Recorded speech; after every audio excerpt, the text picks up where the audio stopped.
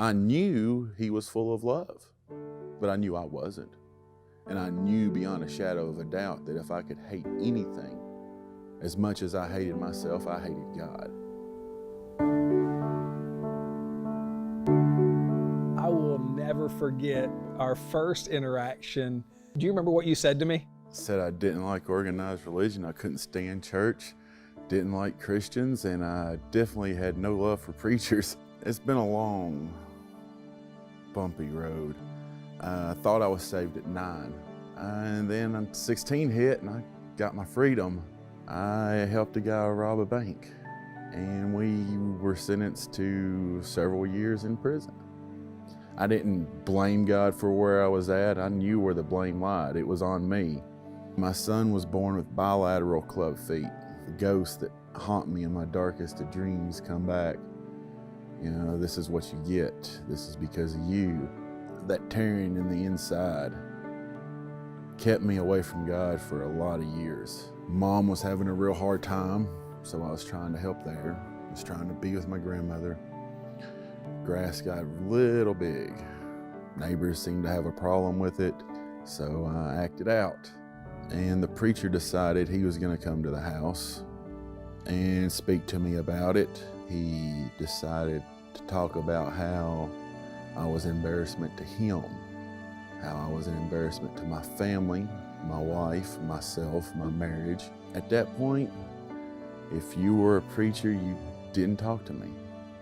If you talked about God, you didn't talk to me. I was using on a daily basis. I ended up losing my job. I ended up getting in trouble with the police. We ended up losing our house.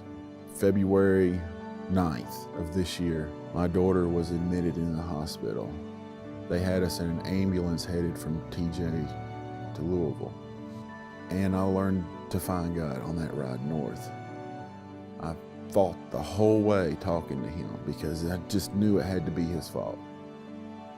That was my first communication with him in almost 5 years. We were going through the Bible with the family because, you know, at least we were having something that felt right at home. And then my wife's looking online and she finds River Lake on Google. You were actually teaching the Bible. That day you asked me to pray with you. And standing out there was the first time that I'd had a real conversation with God in almost 5 years.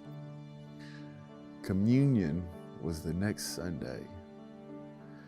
I hadn't taken communion in 5 years because I didn't feel worthy. I wasn't there.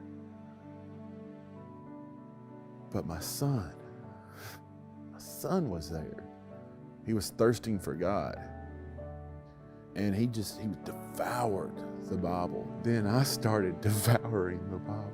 You pulled me to the side and you asked me one of the greatest questions I've ever been asked in my life. Do you want to baptize your son? Do you want to be in the water with me? Do you remember what you said to me? I need this. And I did. And it will probably be one of the greatest things that I've ever been able to do for the rest of my life.